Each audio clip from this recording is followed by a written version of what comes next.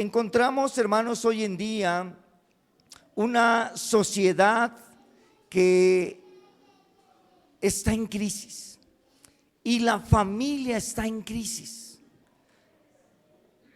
Una crisis, hermanos, que duele en el corazón. Mirar familias disfuncionales, familias que se encuentran en dificultad por causa del pecado que ha golpeado su vida. Y en esa crisis que se vive en las familias, hermanos, vemos matrimonios rompiéndose, matrimonios disfuncionales y que por cualquier pretexto ya se están queriendo separar. Dicen ahora que por incompatibilidad de caracteres. Y ese es un argumento para separarse. Pero hermano, la palabra de Dios no nos enseña que el matrimonio debe de romperse, debe de separarse. Se hace un pacto para toda la vida. No debe de haber esa circunstancia de separación. Algunos dicen, argumentando desde la Biblia, hermano, es que el adulterio es causal del divorcio. Antes del divorcio debería de haber una restauración. Debería de haber esa búsqueda de ser restaurado lo que fue dañado antes de que se hubiese la separación. Porque, hermano, cuando se da espacio, el enemigo viene y se atraviesa y viene para robar, matar y destruir. Ese es el propósito del diablo. Y por eso hoy hay familias destruidas, porque el diablo se metió en medio. Y mire, el diablo hoy no llega de cuernos y cola roja. Hoy el diablo llega de corbata o de zapatillas para destruir el matrimonio, destruyendo la unión que había sido bendecida por Dios, destruyendo el pacto que Dios había bendecido. Y es doloroso, hermano, cuando alguien viene al altar y pide que Dios bendiga el pacto, pero después él mismo destruye el pacto. Él mismo destruye lo que vino a pedir que Dios pusiera bendición. Y debemos de tener cuidado, porque esa crisis familiar desafortunadamente se hereda y se pasa a la siguiente generación, trayendo destrucción a las generaciones. No puede ser que por alguna dificultad el matrimonio ya quiera destruirse, ya quiera separarse. Todos los matrimonios tenemos problemas. Y yo sabía que no iban a decir amén, pero sí, todos los matrimonios tenemos problemas. Ya se van animando. Y en algunos matrimonios vuelan las cazuelas, vuelan los perfumes.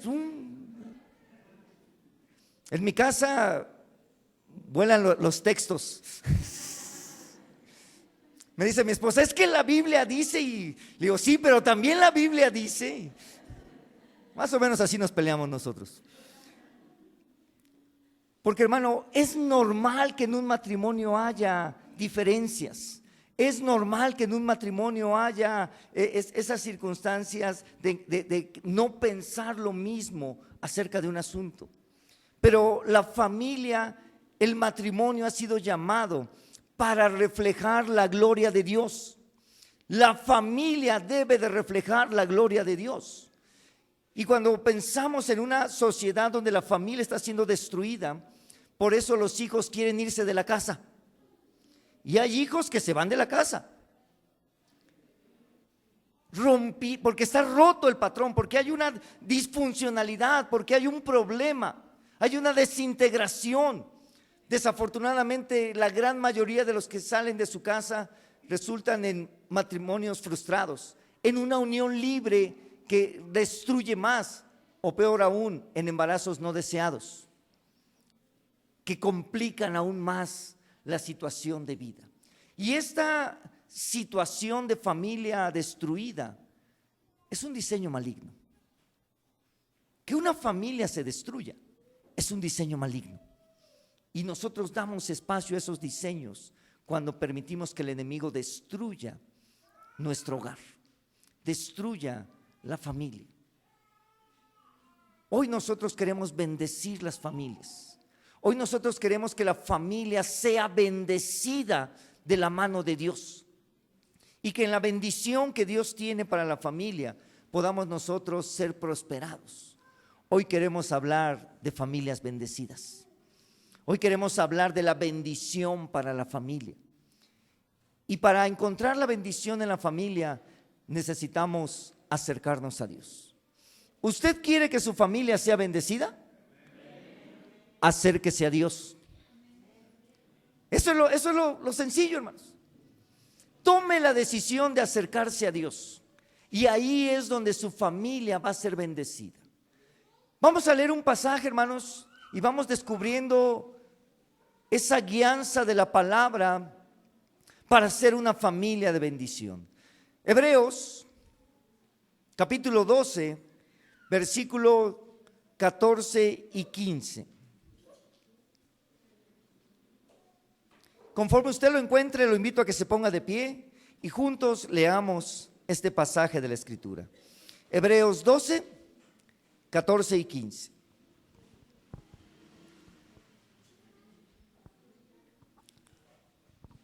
Amén, hermanos. Dice la palabra: seguid la paz con todos y la santidad, sin la cual nadie verá al Señor. Mirad bien, para que ninguno deje de alcanzar la gracia de Dios y para que no brote ninguna raíz de amargura que os perturbe y contamine a muchos. Oremos. Bendito Dios, esta tarde queremos que tu bendición nos alcance y que, Señor, seamos una familia bendecida. Señor, que tu gracia, tu misericordia y tu amor se mueva sobre nosotros. Gracias por todo lo que tú sigues haciendo en nuestras vidas, porque tú estás, Señor, atento. Ministranos en el poder de tu palabra, ministranos, Señor, en la bendición que viene de lo alto, y que podamos, Señor, ser guiados a salvación y vida eterna. En el nombre de Jesucristo, amén.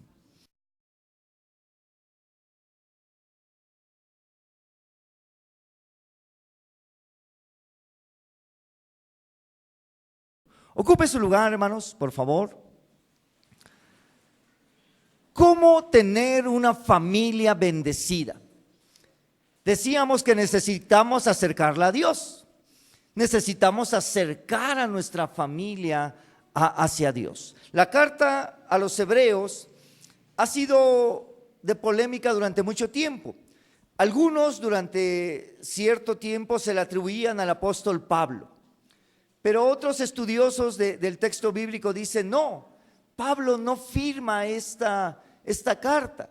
Si bien tiene cierta estructura similar a la del apóstol Pablo, aborda temáticas similares a las que Pablo aborda, pero no está firmada por el apóstol Pablo.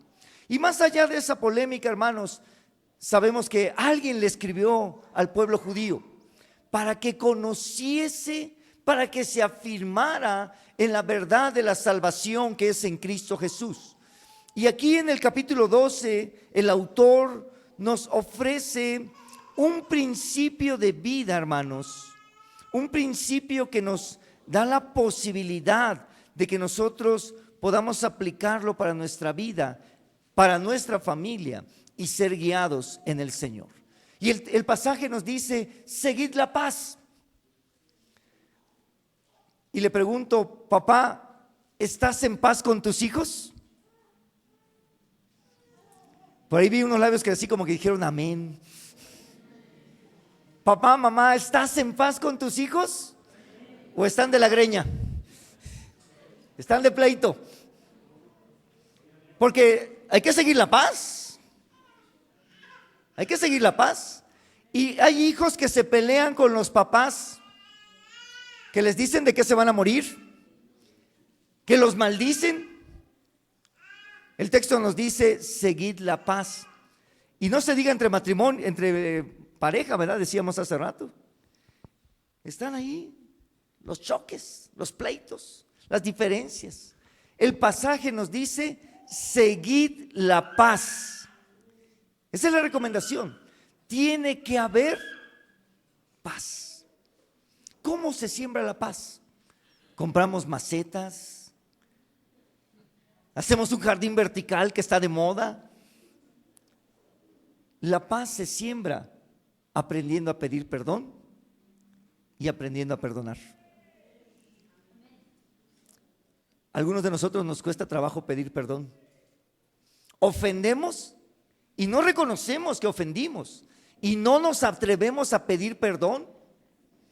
Y algunos, en nuestro orgullo de haber sido ofendidos, decimos: pues no perdono y hazle como quieras, muérete con esa carga.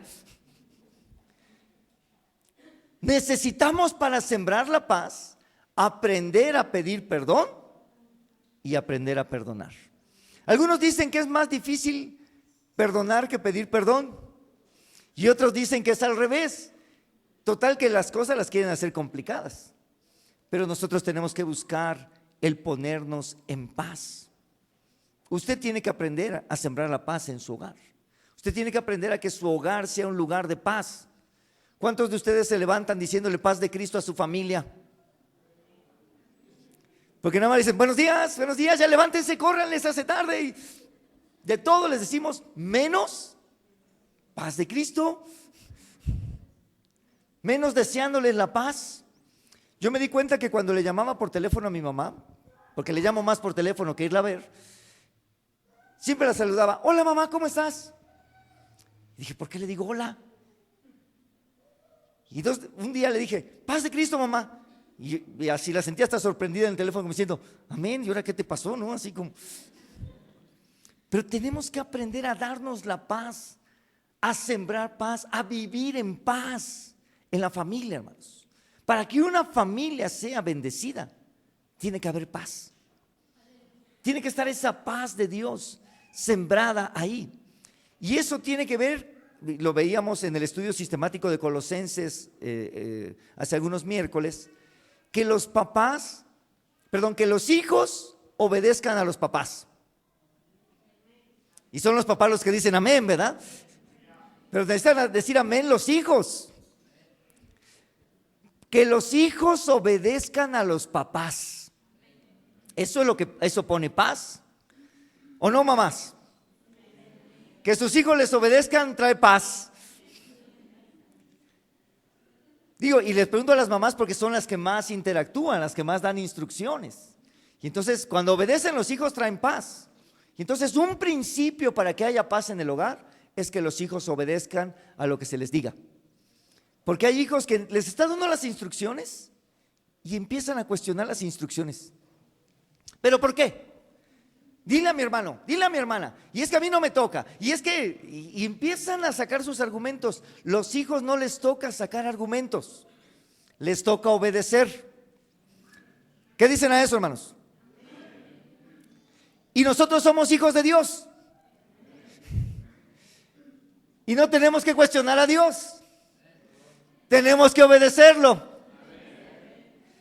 Porque a veces entramos en esa misma dinámica, ¿no? Así como los hijos cuestionan las decisiones de los papás, cuando nos encontramos en la Biblia algo que tenemos que obedecer, decimos: ¿y por qué, Señor? ¿Y por qué no le dices mejor al hermano fulano que veas cómo anda? Y la hermana sutana que es así. Hermano, no es para que cuestionemos, es para obedecer. Ya no dijeron amén con el mismo ánimo, pero necesitamos obedecer. Los hijos deben de obedecer a sus papás. Y el pasaje dice también: esposos, amad a sus mujeres como el Señor amó a su iglesia y se entregó por ella. El esposo debe tener ese amor sacrificial. Por eso tiene que pararse temprano para ir a trabajar. Los varones como que no quieren decir amén. Por eso tiene que haber ese esfuerzo. Varones, tenemos el honor de proveer en bendición a nuestro hogar. Lo voy a decir en términos más coloquiales. Tenemos el honor de mantener a la familia. Nos toca a nosotros. El varón es el proveedor, es el responsable de llevar el alimento a la casa. Y si la esposa trabaja, esa es una bendición extra. pero no es la responsabilidad de la mujer el proveer. Uno de los problemas que hay en nuestra sociedad ahora es el cambio de roles, el cambio de dinámica de vida. Y entonces la esposa tiene un buen trabajo y dice el esposo: no trabajes, tú cuida a los niños. Eso está rompiendo el orden que Dios estableció, que el hombre es el proveedor. El hombre tiene que jugar ese rol de proveer, de llevar a la casa. Y si la esposa le ayuda, es una bendición. No decimos que las mujeres no deben de trabajar. Ellas pueden trabajar. En el capítulo 31 de Proverbios encontramos una mujer trabajadora, entusiasta, de negocios. Es la bendición de Dios. Pero hermano, la responsabilidad de proveer es del hombre. Y a las muchachas que están hoy aquí, búsquese un hombre que sepa proveer. No se busquen flojos. Gente trabajadora. ¿Y qué le diríamos a los muchachos? Pues que sean trabajadores, que sean gente de provecho, que tengan la oportunidad de proveer a un hogar. Por eso es importante que los jóvenes estudien, porque juntan mejores elementos para poder proveer a su hogar. Por eso andamos atrás de los muchachos: estudien, estudien, estudien. Necesitan estudiar. Y las muchachas también, porque deben de tener proyecto de vida para desarrollarse. Entonces, hermanos, en el orden que debe de haber en el hogar, el esposo debe de amar y proveer, y la mujer debe de ser ayuda idónea. Pero hay una relación ahí en el pasaje que es bien interesante, que dice: someteos los unos a los otros. Ni es más el hombre, ni es más la mujer, sino que debe de haber un sometimiento mutuo. Y debe de haber una bendición de caminar juntos. Así es como hay paz en el hogar, hermanos. No que el esposo quiera ser más que la esposa, ni que la esposa quiera subirse, sino que haya ese acuerdo de bendición de cómo caminar juntos. Eso es lo que trae paz. Y todavía el pasaje nos dice: papás, no hagan enojar a sus hijos. Hay papás, que parecen cuchillito de palo. No cortan, pero cómo molestan, déjenme decirlo así. Y están todo el día con sus hijos, moleste y moleste hasta que los hijos explotan. La palabra de Dios nos dice: padres, no provoquéis a ira a sus hijos. Eso trae paz al hogar, hermanos. El que no haya ese golpeteo entre padres e hijos, que no haya esa falta de respeto. Así ponemos paz en el hogar, hermanos. Una familia bendecida sabe vivir en paz, busca esa paz de Dios en sus corazones. Así que, hermano, mañana dígale a su familia: paz de Cristo. Desde hoy en la noche, deséle la paz. Pero no le diga de forma sarcástica: a ver si ahora sí te llega la paz.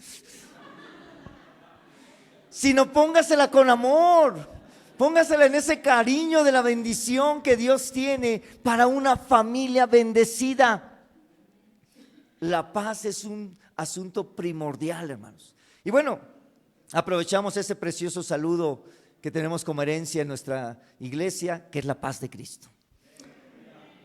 Seguir la paz con todos, fíjense, no nada más con la familia, sino con todos, pero más, diría yo, dentro de la familia. Y la santidad. Mire, hablar de santidad, hermanos, es hablar de fidelidad. Es hablar de que las cosas estén puestas en lo fiel. Muchas personas identifican la santidad solamente como un asunto externo, pero la santidad comienza en nuestra mente. Santidad es alejarse de toda raíz de pecado. Eso es santidad, hermanos. Alguien que ha sido llamado a santidad es porque Dios nos ha hecho santos. Dios nos santificó, hermanos, y nos pide que andemos en santidad. Y para que nosotros andemos en santidad, hermanos, alejados de toda raíz de pecado, la santidad comienza en la mente, hermanos. Una persona que da espacio al pecado en su mente, tarde que temprano va a caer en pecado. No podemos permitir que la mente nos traicione, que los pensamientos que llegan a nuestra mente nos lleven a pecar.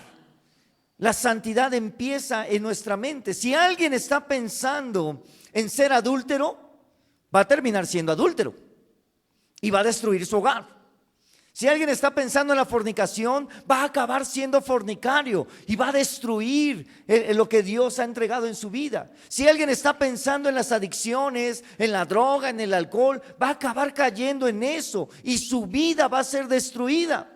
Si alguien está pensando en dar lugar a la pornografía, ahí va a dar espacio y va a destruir toda raíz de santidad. Por eso la palabra nos dice que el pecado en primer lugar se engendra en la mente. Y después va al corazón y se vuelve un acto. Antes de que haya un acto de pecado, la santidad comienza en nuestra mente. Alejarnos de toda raíz de pecado. Y mire, el pecado no es algo que se presente de forma fea.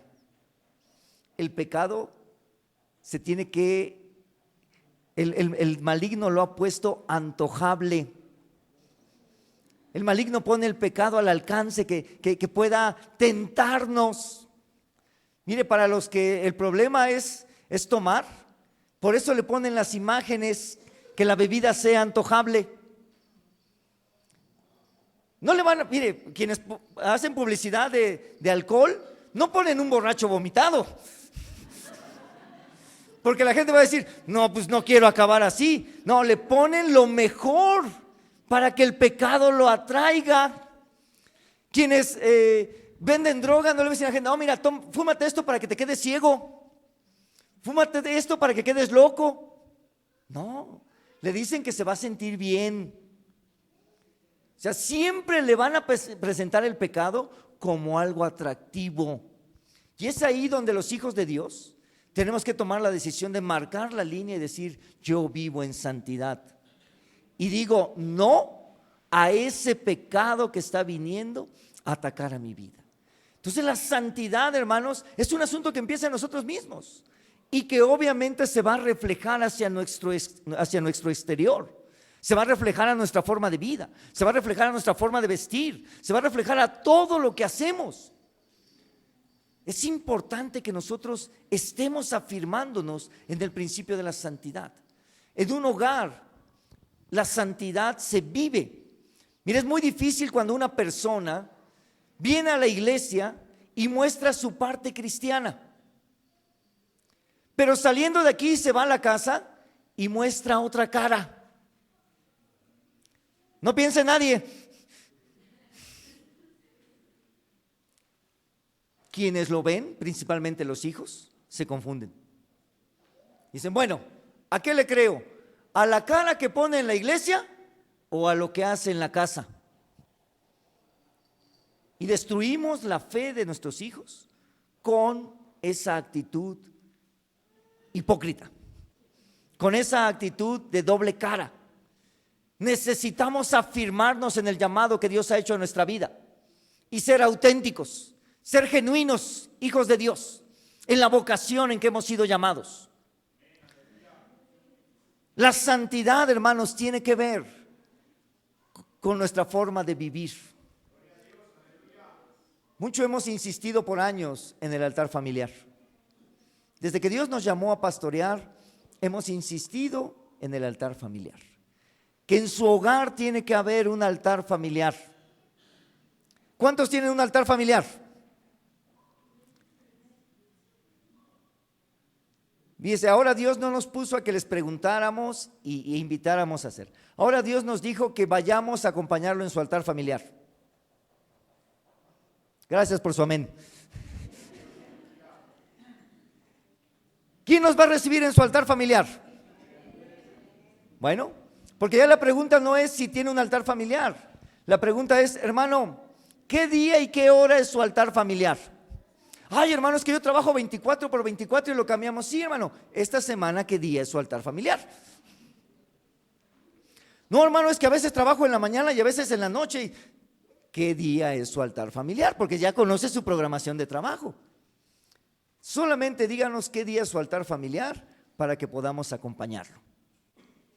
Yo no sé por qué ahora Dios nos está enviando a acompañarlo en su altar familiar, pero voy a ir, aunque no digan amén.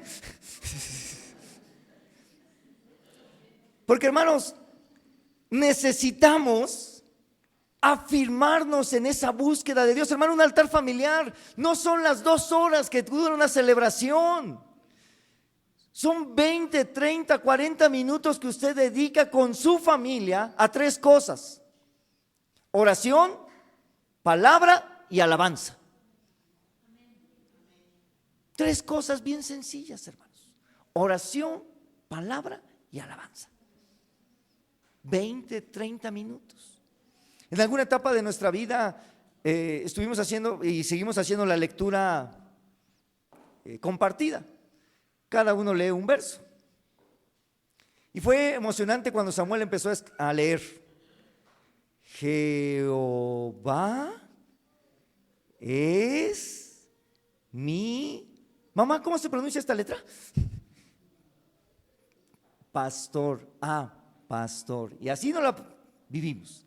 Y ya estábamos terminando. Samuel ya leía bien cuando empezó Joca. Así que fueron años maravillosos de que ellos aprendieron a leer en voz alta. Pero ahora leemos con mucha facilidad. Y ya no solo explico el pasaje yo o mi esposa, también hay la posibilidad de que ellos expliquen el pasaje porque ya crecieron.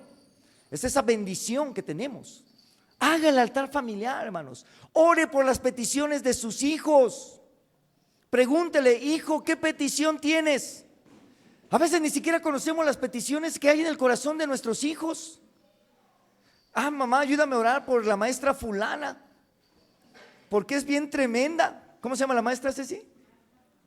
Marta Maya. Estamos orando por la maestra Marta Maya, porque dijo en la clase: pues bien, a mí los testigos de Jehová me caen bien, pero los que me caen gordos son los cristianos.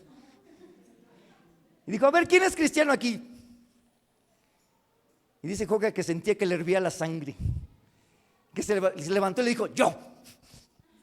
Y se le quedó viendo así.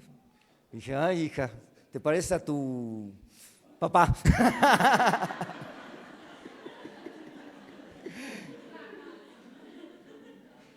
Tenemos que conocer las peticiones de nuestros hijos. Si están pidiendo por el trabajo, si están pidiendo por una angustia que hay en su corazón, y que acompañemos en oración sus vidas. Que ellos sepan que estamos interesados, que sepan que nos preocupa lo que está sucediendo con ellos desde pequeñitos. Si usted le pregunta a los pequeñitos, algo le van a decir. Pueden decir la cosa más increíble,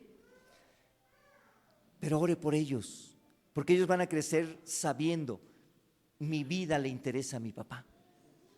Y podemos estar en esa bendición de santificarlos.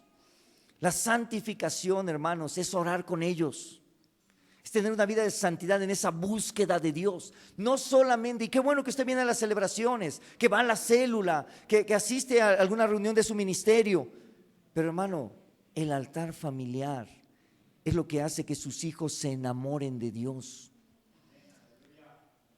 Muchos de nosotros anhelamos que nuestros hijos se conviertan y se bauticen y que estén en una vida. Hermano, eso no va a suceder de forma genuina si ellos no se enamoran de Dios. Necesitan enamorarse de Dios.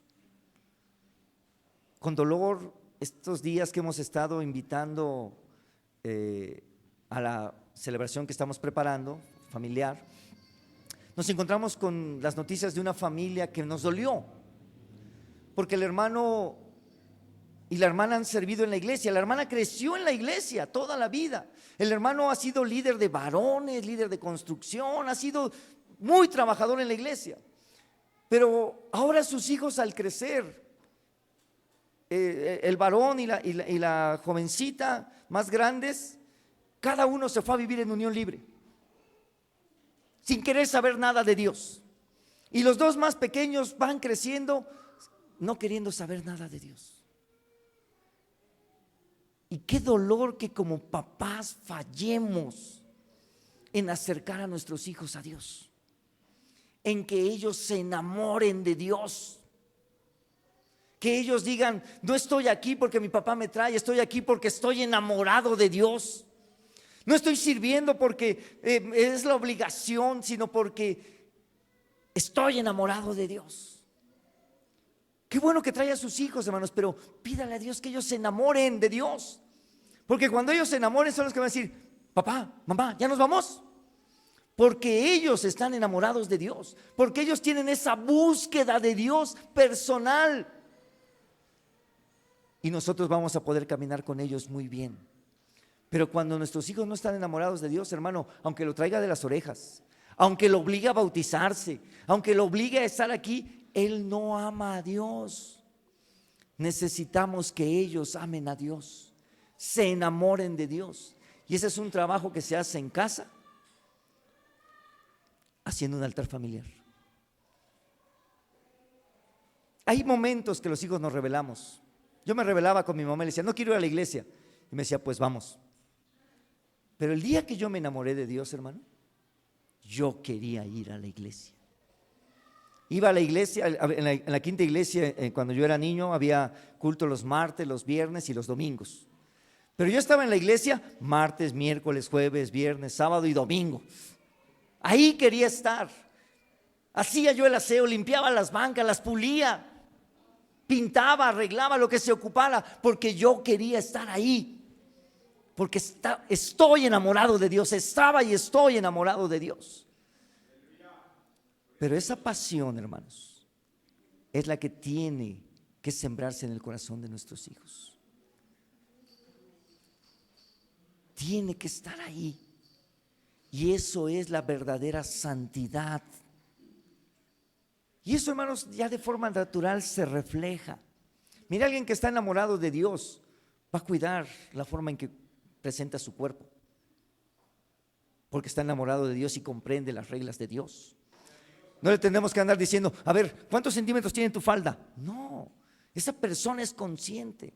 A ver, ese pantalón no parece de hombre, parece de otra cosa. No tenemos que andarles buscando esos detalles, porque la persona está enamorada de Dios y lo refleja. No tenemos que andarle cuidando las actitudes, porque Él quiere agradar a Dios. Y en esa búsqueda, hermano, la santidad, seguir la santidad, es buscar a Dios. Es estar en esa búsqueda de Dios. Que su familia busque a Dios. Mire, hermano, la iglesia no es un lugar de perfectos. Este lugar, somos imperfectos, hermanos. Nuestra única virtud es que Dios nos llamó a salvación. Y estamos esforzados en vivir en santidad. Estamos esforzados en buscar la presencia de Dios a toda costa. Mire, el enemigo viene y se mete. El maligno viene y se mete a hacer travesuras. Y mire, sus travesuras no son, hermano, de esas que salen en la tele, que ven una palanquita y se cae alguien. No, no, no.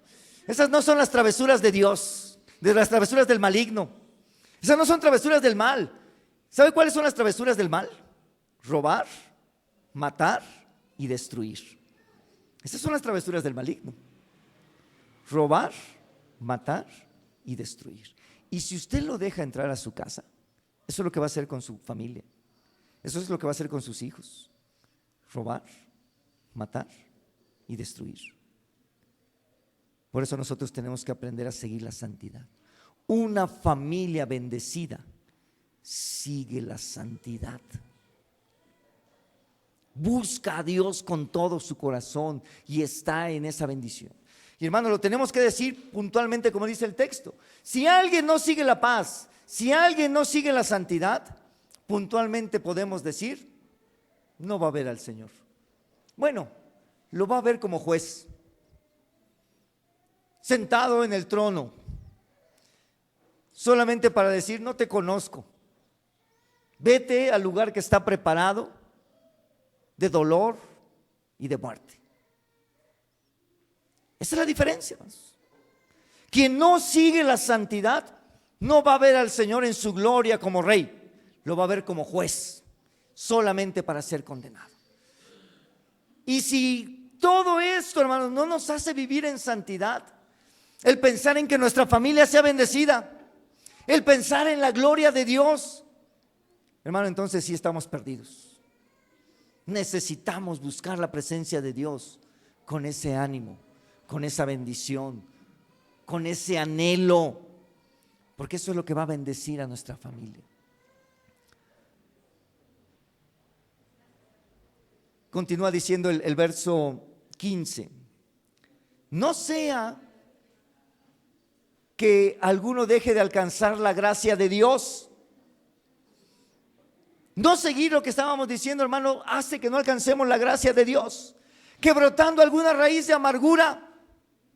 Hay familias que viven en la amargura, en el dolor, en la indiferencia, que su corazón está lleno de amargura.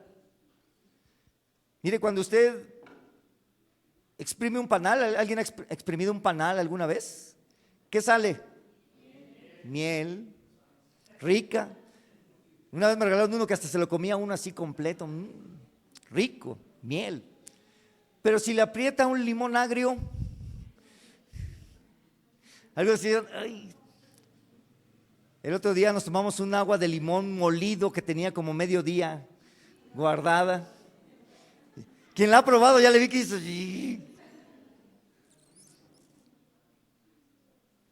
Hay personas que las tocamos y sacan miel, Ay, hermanito, paz de Cristo, pura miel los hermanos. Pero hay otros que nada más les hacemos así y les sale la amargura. ¿Por qué me empuja? ¿Qué, usted y yo nos llevamos o qué? Y le sale la amargura de inmediato. Hay personas que nada más los tocamos y brota esa raíz de amargura que está en su corazón. Un toquecito y ¿qué trae conmigo? Porque su corazón está lleno de amargura. Porque en algún momento de su vida las cosas se descompusieron y todo salió mal, y lo único que sale es esa amargura.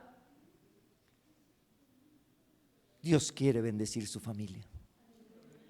Dios quiere bendecir lo que hay en su corazón, y que si hay esa raíz de amargura sea quitada para que no estorbe. Uno de los ejemplos que encontramos en la Biblia de la palabra es que es dulce como miel, la miel que destila del panal. ¿Sabe cómo se nos va a quitar la amargura? Con la palabra. Con la palabra. Y alguien me diría, hermano, ¿me la unto? No, léala, estúdiela, escudriñela. Que sea su alimento espiritual y que podamos sanar toda amargura que hay en el corazón. Porque es así como nuestra familia va a ser bendecida. Cuando yo estoy lleno de amargura el corazón de mis hijos, lleno de amargura el corazón de mi esposa, lleno de amargura de todos los que están en mi derredor. Y yo necesito que Dios llene mi vida de su presencia. ¿Cómo voy a tener una familia bendecida? Acercándola a Dios, haciendo que mi familia se acerque a Dios. Por eso le decimos a los jóvenes, fíjense bien con quién se van a casar. Vean bien, porque queremos que sean familias bendecidas, que haya matrimonios de bendición. Y si ya está casado, hermano, pues ya está casado. Tiene que ser el lugar de bendición. Los jóvenes tienen ahorita para fijarse bien, pero nosotros ya vimos y tenemos que buscar que sea el lugar de bendición.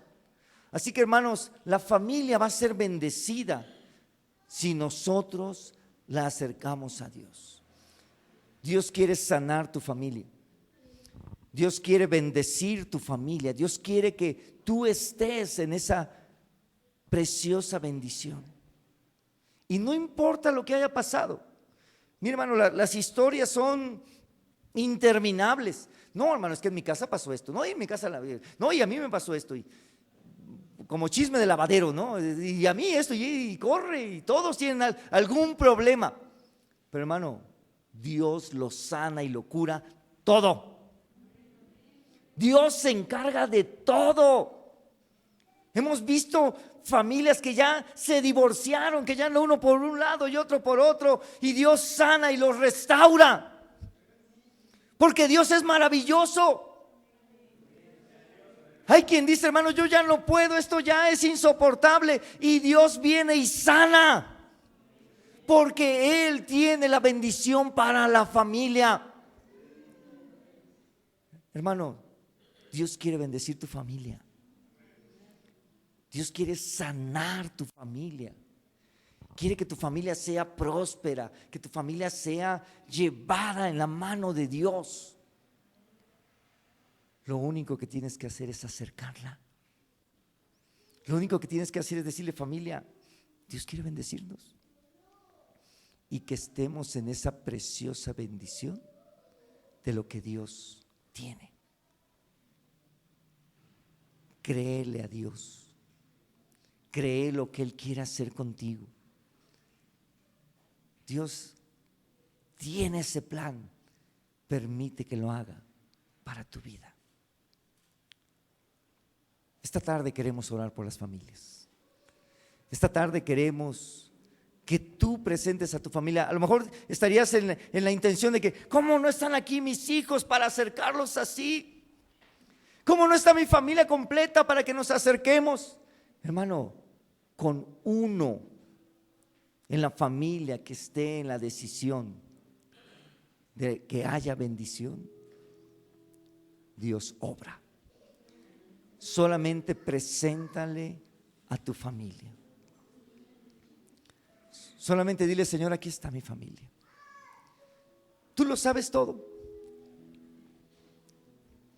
Tú sabes lo que ha estado pasando.